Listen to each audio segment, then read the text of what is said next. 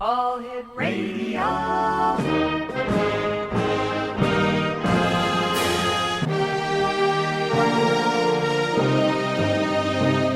Welcome to the X Zone, a place where fact is fiction and fiction is reality. Now, here's your host, Rob McConnell.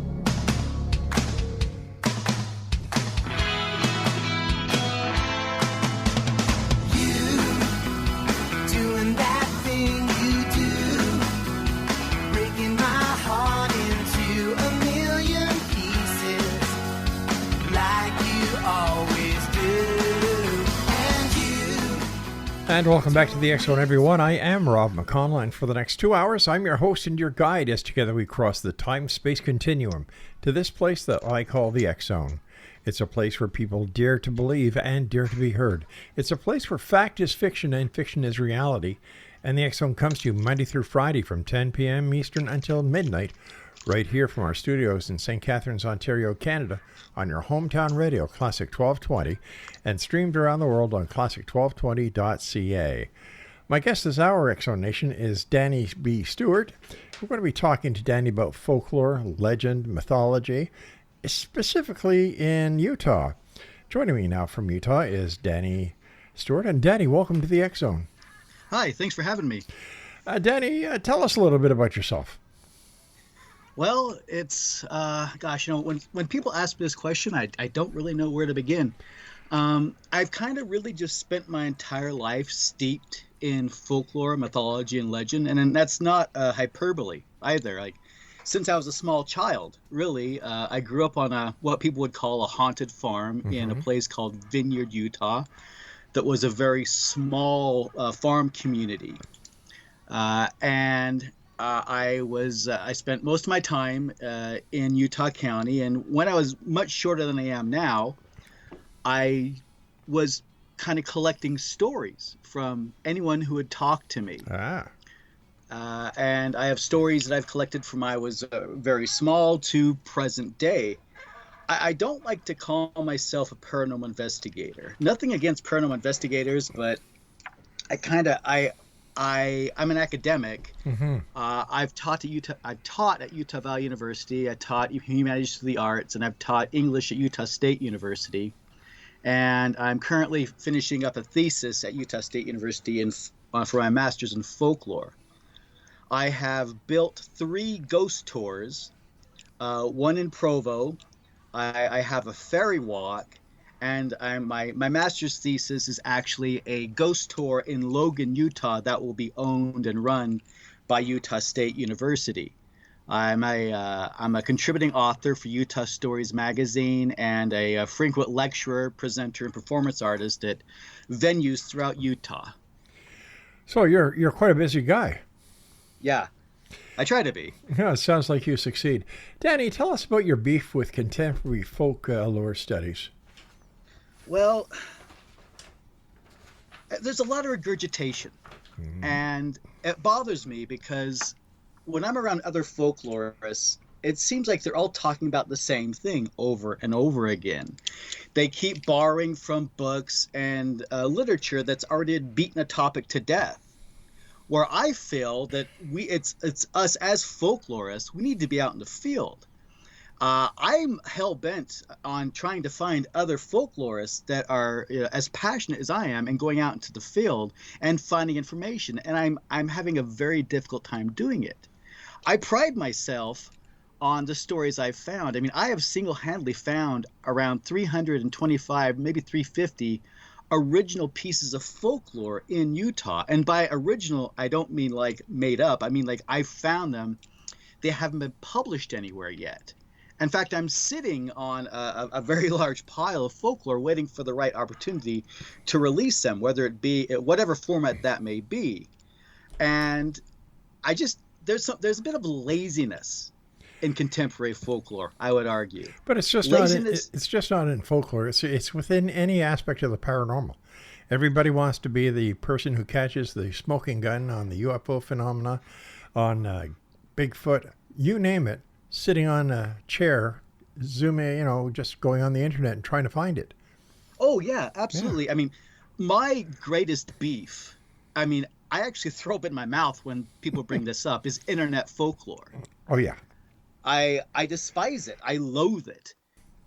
Because, there's two elements of internet folklore I should add. There's the concept of studying folklore on the internet, and then there's the folklore of the internet, which has become so popular. So popular. It's absurd, and it's so easy. Like, there are people studying memes, okay? Memes. Now, granted, yeah, there are some vernacular interests and vernacular aspects of that are important to consider. But when that's all you're doing, and you call yourself a folklorist, I have a problem with that. Now, if that gives you joy, if that's all you want to do, fine, whatever. But I honestly don't like being called a folklorist, even though I am one. I prefer the term a tradition bearer, because I collect traditions. And like I've gotten in a lot of trouble. Like I've been attacked. I've almost been beat up. I've almost been stabbed in the pursuit of folklore. One of the stupidest things I ever did, and I admit it's stupid, but I got a great story out of it, was I don't know if you saw on that article, list of articles I sent you on North Temple in Salt Lake City. I spent about a week and a half to 2 weeks after midnight roaming down this street. And this street in Salt Lake City, and this isn't, I'm not exaggerating here, is exactly what it's escape from New York, essentially. I mean, you got crackheads, you got prostitutes, all the way up and down it. And people, like, I was collecting stories. And each night I was almost attacked, once or twice. In the pursuit of stories. And I think it's important.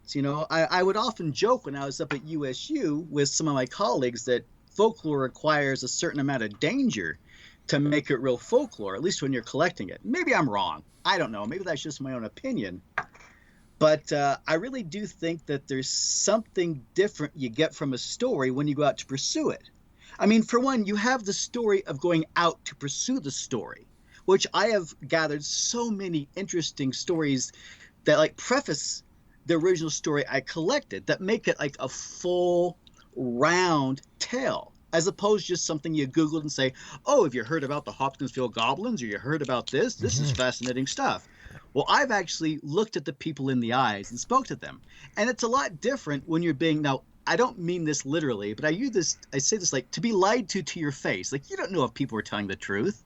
That's true. But when you look at someone in the eyes and they tell you a story, whether it be a crackhead from North Temple, whether it be a English professor at Utah Valley University, whether it be a Mormon mother who's come to me with some interesting stories, it's different because you can see the emotion in their face. And even if, like, one thing I like to say to people before I start my ghost tour or anything else, even if all these stories are bullshit. Like, I'm a believer, but if they're complete nonsense, they still create this emotion in people. And that emotion, that fear, that's real. And that's where all the horror films we have today, all of the fairy tales come from something like this. And there's some kernel, there's some hill, there's some mountain of truth behind every single one of these tales. And that's what's important to understand, I think. My goal isn't to prove anything. Especially since this AI nonsense, I'll never believe another video or another photo as long as I live, just because of all that. And it's unfortunate. But there's something different about storytelling and story collecting as opposed to, say, monster hunting or, say, UFO hunting. You know what I mean? I sure do. And I agree with you 100%. AI is going to cause a lot of havoc until it's been able to get harnessed. And there's a way to authenticate the real from the AI. It's just going to cause more problems than enough.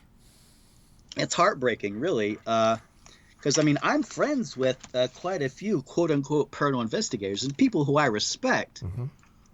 And it's sad that, every time we see a photo pop up on Facebook or some other social media format, everyone gets excited. And I'm sitting back here like, man, you know what? I'm not going to hold my breath for a second, because too many times this is proven to be nonsense.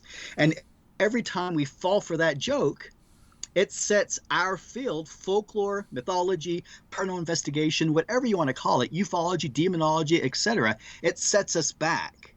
It sets us back so far every time we fall for one of these photos or video footage that it's just unfortunate. And it's that kind of thing that has been happening for years, even before AI, that kind of drove me to be focused more on the story and telling the story and retelling the story, as opposed to actually,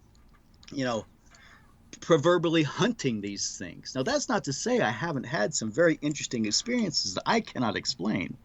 And there have been many witnesses to the experiences. For one being the Provo Vortex, which is my baby in Provo, Utah, that I've been studying for about 20 years. And I've collected somewhere around 45 stories in that little area alone. That's a square mile radius. In fact, I wrote a little booklet on it that was a project for a class I took with at Utah State University, and I'd be willing to send it to you. I'm sorry, if you'd like to check it out. But it's kind of a walkthrough of the Provo Vortex. What can you tell? When I interview people and talk to people about this, yeah, they believe it. They saw something. Well, isn't belief the biggest tool that anybody has in their belt if they want to convince somebody of something? You have to make them to believe it first, because once they believe it, that's the hook. It is. And also, like, entertainment, I think, is a big facet in this, which is a double-edged sword for us. I don't watch those shows on TV anymore, Bigfoot Hunters, whatever they're called. I refuse to, because I think they make us look bad. But there is an element of entertainment required, and that's where, like, ghost touring comes in. I'm proud to say that every story on my ghost tour, and every one of my ghost tours, I have found. I have pulled from the field. And there's no Google. There's no books involved with this. It's all 100% field work. And when you retell these stories to people, especially with Latter-day Saints, I'm an ex-Mormon. I'm not bitter or anything, but I just didn't work for me, mythologically speaking. But Mormons are very into that concept of communication with the unknown, with the other side. And they really do like my ghost tours. And I would argue, as a folklorist alone, the traditions of vernacular Mormonism, Latter-day Saints, allows them to be more open to things like ghost stories. Danny, I'm going to have to stop you here. I have to take my break. Please stand by. X-Zone Nation, Danny Stewart's our guest. His Facebook page is facebook.com/Danny.B. That's the alphabet B. Stewart, Stewart, Danny B. Stewart. And we'll continue talking about folklores. And of course, I want to hear the rest of the stories about the Provo, what's it called? Provo Vortex. Vortex. Lost that for a sec. We'll be back on the other side of this break as we continue here in the X-Zone from our broadcast center and studios in St. Catharines, Ontario, Canada, right here on your hometown radio, Classic 1220.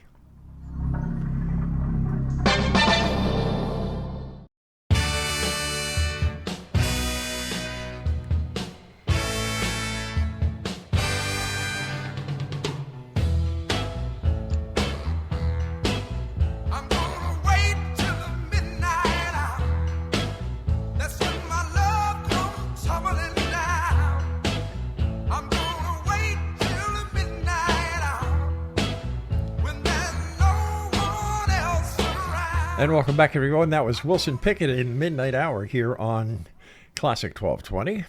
My guest this hour is Danny Stewart. His website or his Facebook page is Danny.B.Stewart. All right, let's continue about the Provo Vortex, because it seems that there are these vortexes or anomalies throughout North America.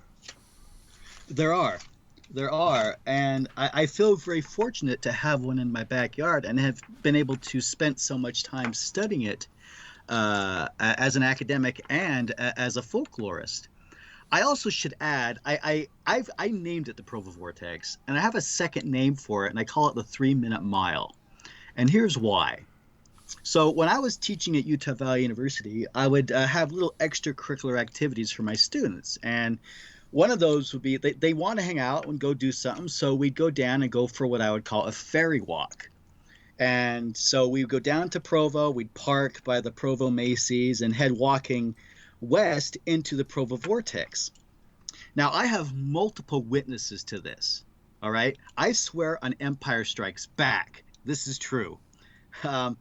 So you'll just be walking. Like you're walking in a neighborhood, an urban neighborhood, houses all around you. You don't feel anything. There's no disorientation. There's no dizziness. There's nothing. You'll be walking and all of a sudden you're a mile off course. Wow. You're like a mile west down by the interstate freeway. And you don't know how you got there. It's like you took a turn and you're a mile off course. My wife, Tara, and I, we've experienced that multiple times, and I have multiple students who experienced that with me and when they went on their own. And it's not like you're getting lost. Like people would say, oh, you're getting lost. You just took a wrong turn. No, it's not that at all. This is like a fairly, very navigatable neighborhood and a square mile radius. Like you know where you're going. Your goal is to get to Lions Park. Because I offer ferry walks in Provo. They're a lot different from my ghost tour, whereas I only allow 9 people on this walk, and it's at midnight. So it's like a 2-hour walk after midnight into this area.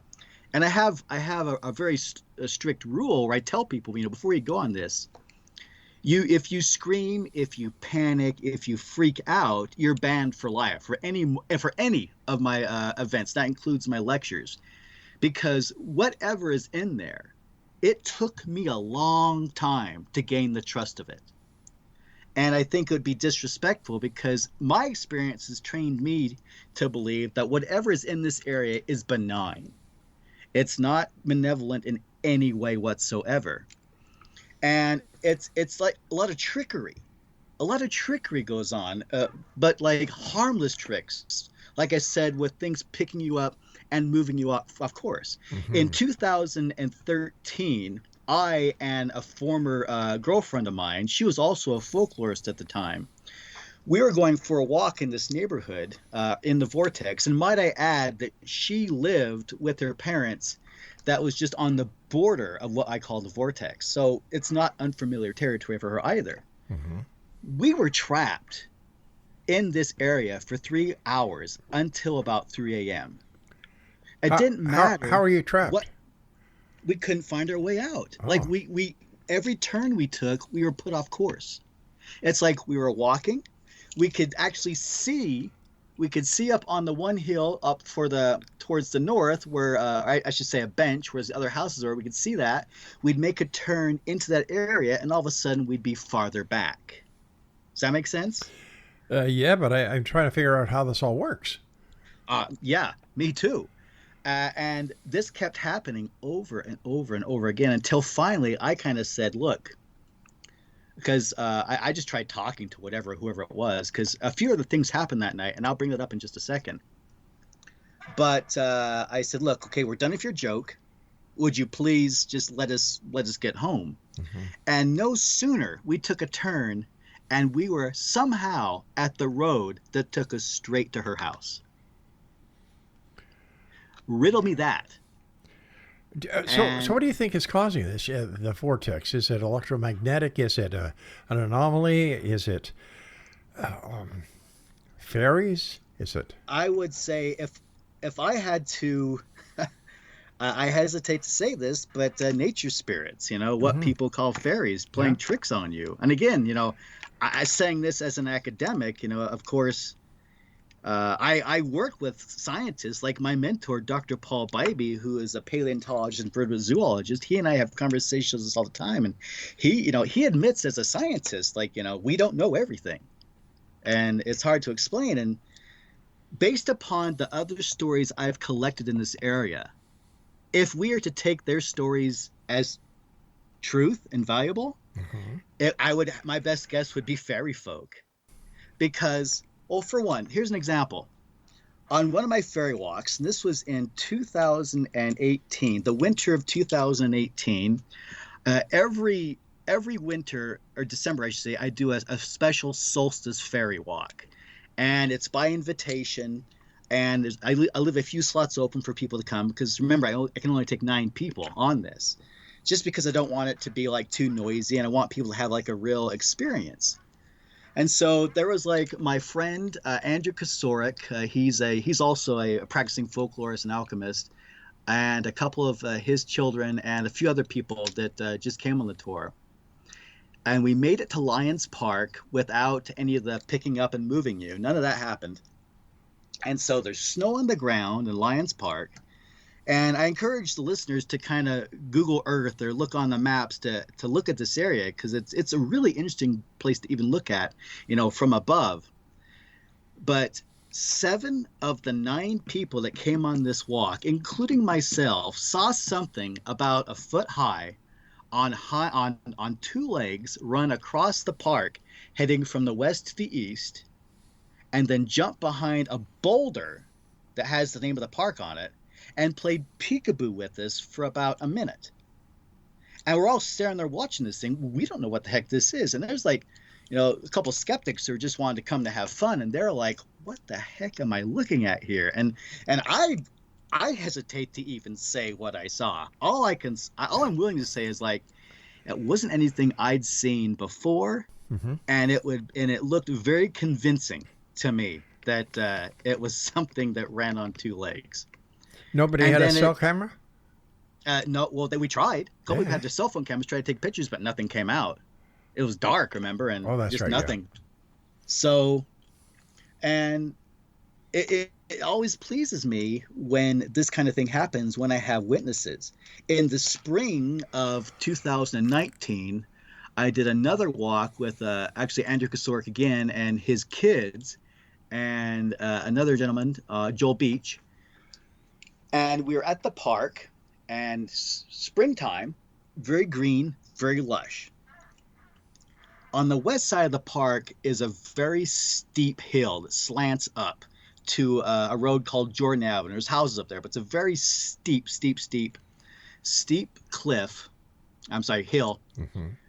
And there are these very tall trees that are right behind the fence. I'd say maybe, ranging from 15 to 30 feet high. And there's a lot of this overgrowth that kind of goes over the fence, reaching into the park. Well, as all of us were walking on the far west side of this park, we started to hear footsteps behind it. And at first, we're all thinking maybe it's a raccoon or something. But then something started to take what sounded like twigs and hitting the chain link fence, kind of tapping it. And eventually, one tap led to like 2 taps.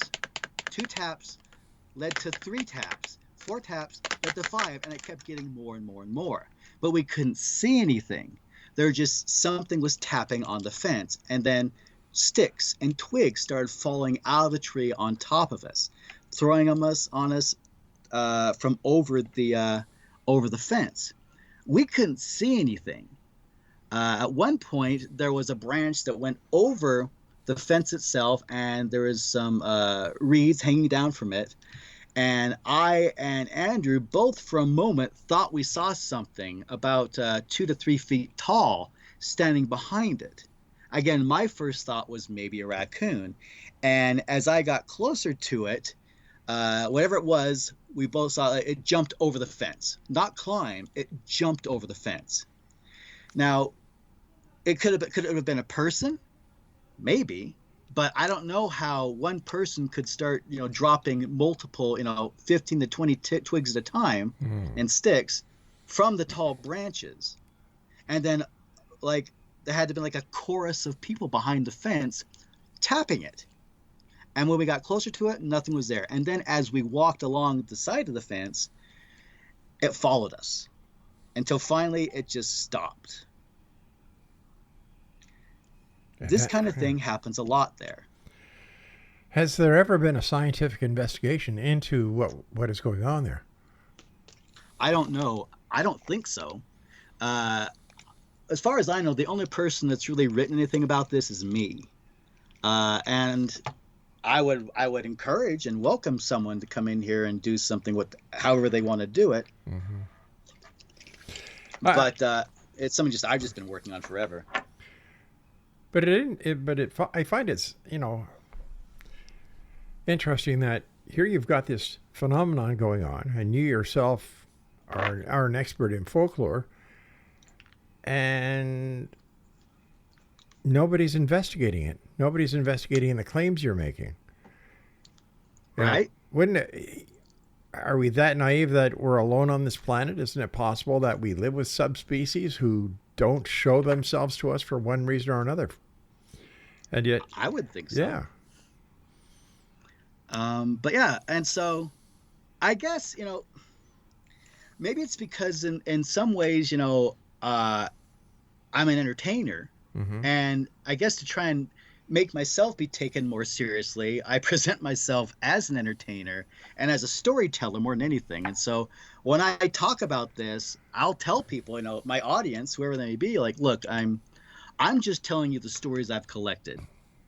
And you got to take this however you like. But I encourage you to come back here on your own. Like every time I end a ghost tour or a lecture or presentation, whether it be a university or a library, etc., I always tell people, look, I explain to them how they can do it, where they begin, and where to try and go to have their own experiences. And people come back saying, look, yeah, like, this happened. Something weird happened to me. In fact, okay, we're going to have to hold on again because I do have to take another break.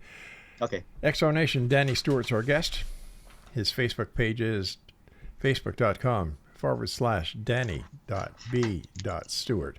And we'll both be back as we continue talking about folklore, legends, and much more this hour here on the X Zone from our broadcast center and studios in St. Catharines, Ontario, Canada, right here on your hometown radio, Classic 1220.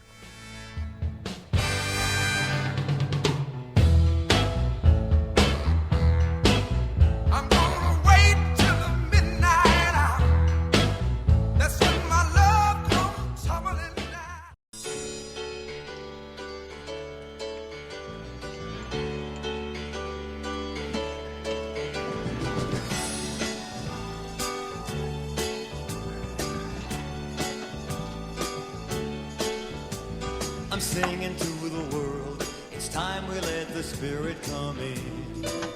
Let it come on in. I'm singing to the world, everybody's caught in the spirit. Welcome back, everyone. Danny Stewart's our special guest. On Facebook, it's facebook.com/Danny B. Stewart. That's Danny.B.Stewart. Danny, I understand when you were a little one, you found you actually had a Bigfoot encounter. It might have been. Sometimes I question what it was. Part of me thinks it might have been the Green Man. But I grew up on a farm in Vineyard, Utah. I spent most of my days alone there. And being alone, it allows you, especially as a junior high kid, to do a little bit of exploring and a lot of thinking. But when I was about 10 years old, I was on the far north side of the house. There's like a farmhouse that I get conflicting stories from people. Either it was 80 years old or 120 years old in 1980, I think it was 86 or 88 by that time. But I was out in the field, maybe a good 20 or 30 yards away from the house, and there was this huge grove of Russian olive trees. Now my dog, my black dog Long Nose, and my white dog Cow, and black and white dog Pee-wee, weird names I know, but I was a kid when I named them. We were just walking around, and there was my dad at the time. He was watering the whole field, and so we had all of these miniature canals, and it was just full of water everywhere. This is like a 5.5, 6 acre plot of land, not including what was the house in that.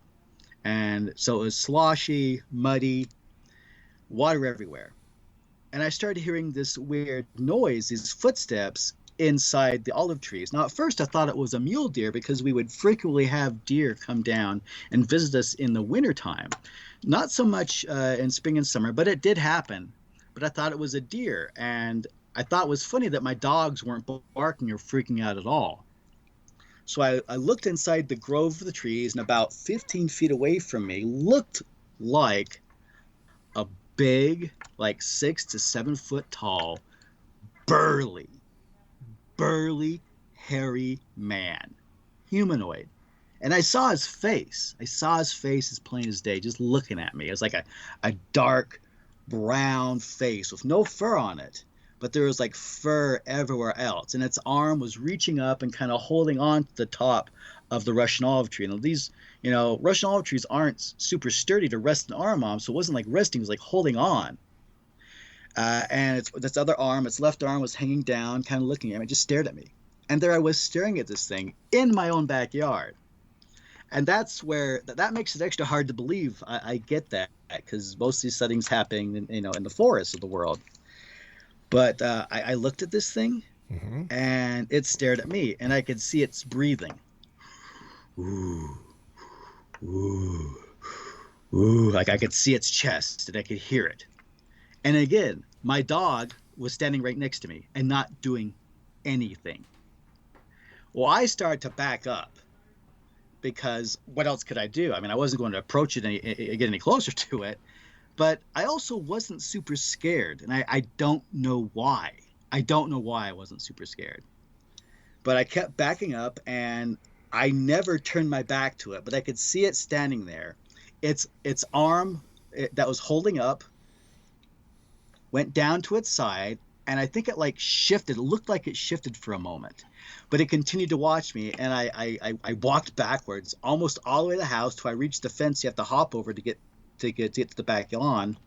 And I turned around and ran, went to the house, went to the bathroom, which is on the main floor that had a window that peered out that direction, looked out the window and couldn't see anything. And I sat on that story for a long time until I wrote an article about it in Utah Stories magazine. And even then, I didn't own the story. I didn't claim it as my own until a few years ago, until I just said, forget it, whatever, I'll claim it. And it was interesting, because that farm was special. It was one of the most special places for many different reasons. I mean, all manner of, like I said, mule deer would come on there, but all manner of animal native to Utah appeared on that farm at one time. Like we had the horrible summer of the porcupine, where our dogs kept coming to the house with porcupine quills in their faces. Oh, jeez. And, we had these barn owls that lived in the silo, and they would screech at you at night, but they knew who you were. Like if strangers came, they would like swoop at them, but they recognized me and recognized everyone else that lived on the farm. But what really makes that farm special, and this is what kind of built me to be the folklorist and person I am. So we won't get into why, but most of my childhood was spent alone. And I often joke and jest, but it's serious when I say this, but I say it because if you're not joking about it, it turns into a tragedy. My life is what happens when the Jerry Springer Show and the Twilight Zone have a baby. Wow. I hope you look like the Twilight Zone instead of Springer. It is what it is. Anyway, so when I was much shorter than I am now, imagine being like a 11-year-old little boy in this old house at night by yourself. Right. And all of a sudden, the glass in front of you moves. It'd freak you out. You mean like telekinetically? Just by itself. Yeah. It just moves by itself across the table. And lights would turn on by themselves or turn off by themselves. And chairs would move by themselves. But nothing really beyond that. But it still scared me. So one night I went to the basement. Now this basement was unfinished. It was something out of the Texas Chainsaw Massacre. No hyperbole. And I went down there, and because I had like my Friedrich Nietzsche moment where I decided, as a young 11-year-old boy, I needed to stare into the void. Not only stare into the void, but I also had to communicate with it. I went down there and I said, look, I'm just a kid, and I'm by myself, and you're scaring me. Would you please not do this when I'm here? I'm all by myself. Please don't scare me. From that day forward, never again did a chair move by itself. Never again did a glass move. a light wouldn't turn on or off when I was there. I'd come home and something would be moved or a light would be on that wasn't on before. But that taught me a very important lesson that, like, what pop culture and what horror films, sadly, like, I have a very unhealthy collection of horror films, but I'm also willing to admit that horror films are doing a great disservice to folklore. And it taught me that all of these things don't necessarily need to be feared, because whatever that was, whoever that was, a relative or whatever, it listened.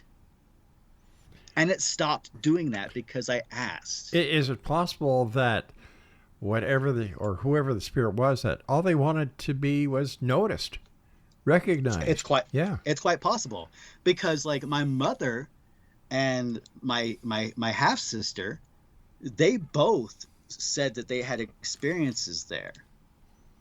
And other people that came to that farm said they had experiences. Now they never really told me. My mother thought it was her uncle. And I remember my sister saying that one point that something invisible pinched her on the rear end while she was in the bathroom once. So like that event trained me to not look at this and as like my ghost tours are not about fear. It's not, there's no jump scares really. It's just like to trying to educate people about the unknown and about like what's going on in their own backyard. Because again, I think it does a great disservice to folklore when you try to vilify everything that we don't understand. It makes and it's sense. really unfortunate. Well, we need to take a better understanding of our surroundings. And I believe like folklorists and those who conduct ghost tours and other types of tours where the paranormal is the basis of this tour, is that you're historians as well, because you keep the stories and the legends and the history alive. People will forget, but unless they're taught, unless they're given the examples, and everybody likes to go on a good tour, especially when the person leading the tour is entertaining like you are, but also giving good information and not too much of the woo-woo factor. Right. And I mean, just to be able to like, I feel fortunate that that I found an area in Center Street in Provo that had so many stories. It's just like storefront after storefront after storefront, has a story. And some are not super interesting. Well, there's this pizza shop, which I can't say the name, but it's on Center Street that I had been talking about for a long time on the tour because I kept hearing rumors about it. And it wasn't a really interesting story in terms of like, it just like pizza boxes would be shoved off the shelf like a deck of cards, or they'd see a shadow person in the back hallway by the bathrooms, or pots and pans would kind of cling by themselves. But that's kind of where it ended, because I couldn't get anyone to really talk to me, because it was a pizza establishment that had replaced an old one. Well, I had been talking about this for a couple years, and I was really close to just shelving it and not talking about it anymore. And I did for a while, until one evening, one ghost tour, I decided, you know what? I don't know. Maybe I felt extra energetic. I said, I'm going to tell this story. And I started telling it. And after I was done, the previous owners of the establishment were on the tour. And they came to see if I was going to talk about, and I quote, their ghost. And they sat there for about 3 to 4 minutes telling all of us and validating everything that I had said. And that is that built an incredible foundation for me to continue telling this story, because it wasn't just some boring story that had been kind of tossed around by teenagers working at this pizza place. Right. No, it was something that the previous owners had dealt with and had encountered. And they themselves said that You know, it's nothing dark, it's nothing evil. We just want to know if you talk about it. All right, Danny, we've got to take our final break. Please stand by. X Zone Nation, Danny Stewart's our guest. Facebook.com/Danny.B.Stewart. And you're listening to the X Zone right here, live and around the world from the studios of, you ready? Your hometown radio, Classic 1220, and streaming classic1220.ca. I'm Rob McConnell. Don't go away.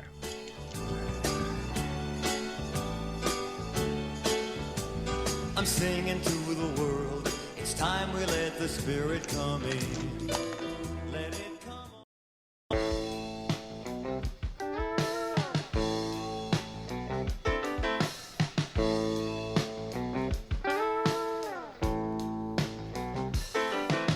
Ivan was an old bear tracker. Tom was a man with dreams. And Ernie came along and I wrote the songs about a creature that few's ever seen. Monsters, myths, and mysteries, legend, tales, and facts. It brought us all together, and it's a reason for the fact. Welcome back, everyone. Just a quick bit of homework here. If anybody out there, anybody, whether Canada, the United States, wherever this show is heard, would like to share with us a story that you have, whether it's about Bigfoot, UFO sighting, ghosts, you name it, send me an email, xzone@classic1220.ca, and we'll see what we can do to get your story on air, or those who are involved in your story to be on air with you to explain it. Because seeing is believing. Mind you, belief is the strongest power in the universe, and if you believe it, you can move mountains. Danny B. Stewart is our special guest. Danny.B.Stewart on Facebook. First of all, thanks very much for being with us. Interesting. This is a part of Utah that I've never heard about before. Utah is very, very interesting. It gets some flack for being boring, but I don't think it is. Like, people diss on Utah a lot, but Utah has a lot more to offer than people realize. I mean, in every way, not just in the paranormal and folkloric way, but everything in general, I think, is great about Utah. And you know, I have friends who want to get out of here, and I'm like, whatever. You know, Yeah. I love Utah. What wasn't that show Sister Wives shot in Utah? Actually, I don't know. Yeah. I know Footloose was. Really? Yeah, Lehigh, I believe. Tell us about other parks in Utah that are strange. Well, I've come to learn that, and I think other researchers, whether you're a folklorist or a paranormal investigator, whatever you may be, I think we need to start paying more attention to parks. Just every park around you, because I have a hypothesis, and I have nothing to base this on other than stories I've collected. But I think these might be some of the last refuges for like entities or energies to go in certain, like in these, say, these ultra urbanized areas. There's this park in Vineyard called the J. Rulin Gammon Heritage Park. It's been there for a while, and it's a cute small park. It used to be a lot cooler before they started building the townhomes around it, because back when it was still a farm community, it had a very, very Stephen King-ish kind of aura about the whole community. But the park still does. The park is still there. And I've taken many girls to this park to impress them. Oh, you animal, you. Because, you know, they know what I do. Oh, I'm sure they do. And they love to... They love to. Hey, sweetie, you want to see my park? Come on, follow exactly, me. Exactly. I can't afford a van, but I've got a park. So this park, it doesn't. I don't think it does anymore. But it used to face a plot that every fall would be full of pumpkins. Mm-hmm. And I haven't been down there since I moved back to Orem. I was living in Logan, working on a ghost tour for the last 2 years. But anyone that comes to Utah or is listening and might be in Utah, go to this park, the J. Rulin Park, Gammon Park, and go to the far west side border of it and whistle. And then something whistles back at you out of nowhere. It's not an echo, because you can just whistle ever so lightly. And there's this pathway that kind of stretches around the whole perimeter of the park. And I've collected stories of people who then have also claimed to seen gnomes, fairies. One woman I know claimed that she saw a headless woman, a woman take her head off. Now, this one is a stretch. She was under the pavilion, and she said she watched a woman take her head off and set it on the table under the pavilion and just sit there and then disappear. Another group of people, a brother and a sister, they said they saw this strange, crooked, black being that came out from underneath a pine tree. There's these large pine trees on the west side of it. They said this thing came out of there and it looked at them with these bright white eyes, and they'd never been more afraid of their life. They said they got a very dark, ominous energy from it, which is rare. I don't usually get that kind of report from people, but they got out of there super quick. But I think parks are just really, really important for this type of study, and I think it's an area that we're kind of ignoring, especially people that go there at night seem to be at any park seem to have interesting experiences that cannot easily be explained. But why is it only at night? Why not during the day? Are these creatures nocturnal? It's not. I've collected a few daytime. It just seems to be the predominant time. Maybe it's because there are less humans out, less living humans out, maybe. Maybe they're a little bashful. Maybe they only present themselves to certain people. If they're real, maybe they only do that to certain people that they believe they can trust, or maybe even be worthy of such a thing. Plus, there's people going to school during the day. There's people working during the day, so that would be another reason, yeah. But so I spent the last 2 years getting my master's in folklore up at Utah State University, and I spent that time collecting stories because I was building a ghost tour for them. For the folklore program, and I'm hoping they take advantage of it because, unfortunately, I was only able to find around 40 stories in the last 2 years because, again, I didn't want to regurgitate other stories. There's a lot of stories up there that people already talk about, but I wanted my own, and so there's some really interesting stuff going on up there. And right now I'm actually writing that up. I'm done with my studies as of last April, and I kind of shot myself in the foot because my project isn't just some 10-page paper. I have to basically write 3 small books. One's a ghost tour, one's how to build a ghost tour, and another one's a meta-analysis on why people believe in strange things. And is it okay if I ask the audience for a favor? Sure. I would really appreciate any audience members to reach out to me and just tell me, why do you believe? Like, why do you want to believe? Why do you believe in strange things? And it's a personal favor because I actually need to write about this in my thesis. And it's when I ask other people around here, I don't really get a solid answer. So maybe I might get 5 or 6 real answers to that. Like, why do you believe? Why do you want to believe? Or why do you even know? Why do you know these things are real? Do you know what I mean? But like that's where the academic element comes in because they have to. And what have been some of the responses that you've already received? Oh, well, because I've seen it with my own eyes. Because I believe there's more to this world than can be seen. A lot of it is a very religious, spiritual standpoint. I've actually learned from Latter-day Saints on my tour that sometimes ghost tours, they help solidify their belief. Because maybe if these things are being seen and if they're real, that proves that there's a God. That proves there's a heaven. Exactly. In their mind. Exactly. You know? And that's the predominant thing I'm stumbling upon. Well, the Bible is filled with paranormal stories. Oh, yeah. You have UFOs, you have poltergeists, you have ghosts, you have, you name it. The only thing I haven't heard about in the Bible was Bigfoot yet. Right. So what's next with you? What are you going to be doing in the future? I mean, besides Well, I'd like to. ghost tours. I'd like to be teaching at the university again. Right now, all my time is spent just focusing on this thesis of mine.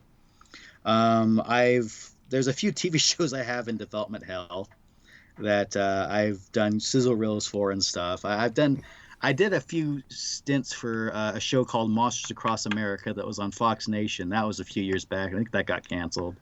I was doing some stuff for a Russian television show before the whole Ukraine thing happened. But I'd really just like to find a venue where I could, write about all of the other 275 stories I have. Wow. And talk about it. It's just I'm also very I keep a lot of it under the radar because there's a lot of thieves out there, a lot of thieves of intellectual property that they claim it as their own. And once you tell a story and it gets out there, it takes a life of its own. But maybe I'm being silly. I don't know. I just think there's something important about being the human that releases the story into the wild, so to speaking. There's nothing wrong with that. I don't think that's silly at all. I just, I think stories are important. Yes. Folklore itself. I mean, folklore isn't just ghost stories. It's not just monster stories. It's who we are as human beings. It's food ways. It's textiles. I mean, how many people do you know how to make a pair of pants from scratch? I know at least three, and that's a talent. I don't know how, but that's tradition. That's something that's been that was passed down, that was lost, and some people are trying to relearn it. Even your grandmother's apple pie recipe, that's folklore. It's so much more than ghost stories and monsters and the paranormal. It really does define us. Every culture, every community, every family has their own folklore. And it can you can look at folklore from a micro or as a macro. I mean, it's the catalyst of film, of movies, of books, of science fiction. But it's also what brings people together. It's the family coming together, and dad or mom or grandpa or little Billy telling a ghost story to entertain themselves. Back before we had all of this technological, and granted, it's helped us a lot, but this pollution that seems to kind of pull us apart, where we just don't really talk to each other face to face anymore.